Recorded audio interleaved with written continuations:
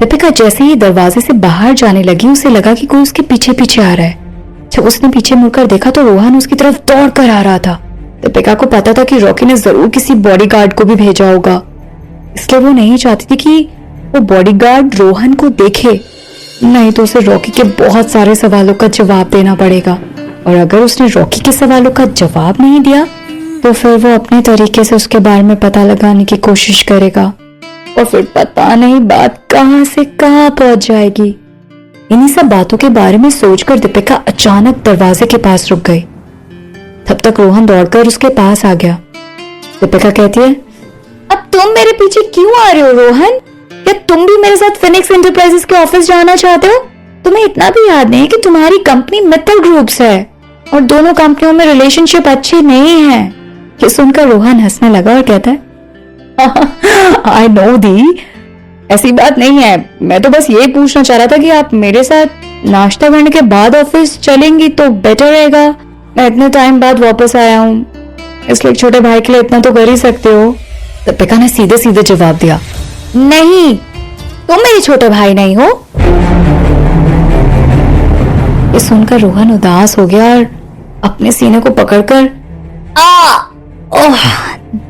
दर्द हो रहा है दी, दर्द होने का नाटक करने लगा। रोहन को ऐसा करते देख दीपिका ने मन ही मन सोचा, दोनों भाई एक ही जमात के हैं, दोनों एक जैसा ही नाटक करते हैं।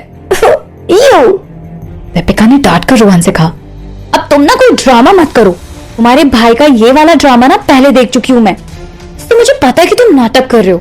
ये सुनकर रोहन ने मन ही मन सोचा, व्हाट, भाई अब मेरी ट्रिक यूज करने लगे हैं, इसके बारे में तो अब हम बाद में बात करेंगे। जब रोहन ने कुछ नहीं कहा तो दीपिका वहां से जाने लगी। फिर उसने दीपिका का हाथ पकड़ लिया और कहा, मैं आपको जाने नहीं दूंगा। दीपिका ने रोहन को समझाते हुए कहा, अब तुम बच्चे की तरह नाटक मत करो रोहन, मेरा जाना बहुत इंपॉर्टेंट है, प्लीज। रोहन ने जवाब दिया, जब तक आप मेरे साथ नाश्ता नहीं करोगी तब तक मैं आपको जाने नहीं दूंगा दी। दीपिका ने मन ही मन सोचा कि अब मैं इस बंदर से कैसे पीछा छुड़ाऊं, क्योंकि बॉडीगार्ड कभी भी घर के अंदर आ सकता है और अगर उसने रोहन को मुझे ऐसे पकड़ते देख लिया तो बहुत बुरा होगा। अचानक से दीपिका के मन में एक आइडिया आया। उसने कहा, हाँ रोहन, तुम सही कह रहे हो, मुझे नाश्ता करने के बाद ही जाना चाहिए। और हाँ, मैंने तुम्हें बताया नहीं कि कुछ दिनों पहले मैंने एक नया रोबोट बनाया है, क्या तुम उसे देखना चाहोगे? दीपिका उसे अपने बहाने में फंसाना चाहती थी पर रोहन चालाक निकला। उसने जवाब दिया, नो दीदी, मुझे पता है कि आप मुझे झांसा देकर भागने की कोशिश कर रही हैं। दीपिका ने मन ही मन सोचा, मैंने तो जितना सोचा था ना, ये लड़का उससे भी ज्यादा स्मार्ट है। थोड़ी देर सोचने के बाद दीपिका कहती है, ओके, अगर तुम मेरा हाथ नहीं छोड़ोगे तो अब मेरे पास बस एक ही तरीका बचा है। इससे पहले कि रोहन कुछ और कहता, दीपिका ने उसकी गर्दन की एक नस दबाई, वो झट से बेहोश हो गया।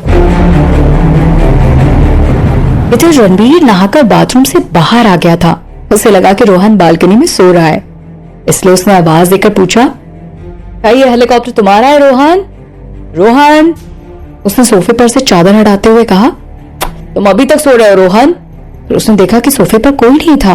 उसने चिल्लाकर कहा, अब ये बंदर कहाँ चला गया? तभी रणबीर ने देखा कि दीपिका हेलीकॉप्टर की तरफ जा रही है। वो हेलीकॉप्टर को ध्यान से देखने लगा और उसने जैसे ही हेलीकॉप्टर पर लगा लोगो देखा तो उसका पारा 7वें आसमान पर पहुंच गया। उसने मन ही मन सोचा कि दीपिका फिनिक्स एंटरप्राइजेस के हेलीकॉप्टर में कहां जा रही है। वो गुस्से से पागल हो रहा था, उसे समझ नहीं आ रहा था कि वो क्या करे, और अगर उसने अपना गुस्सा किसी और पर या कहीं और नहीं निकाला तो रणबीर अब एक बॉम्ब की तरह फट जाएगा। तड़पता है क्यों, धड़कता है क्यों, ये जाने न मैं न तू, कैसा ये दिल का कनेक्शन है तुझसे हुआ, ये जाने न मैं न तू।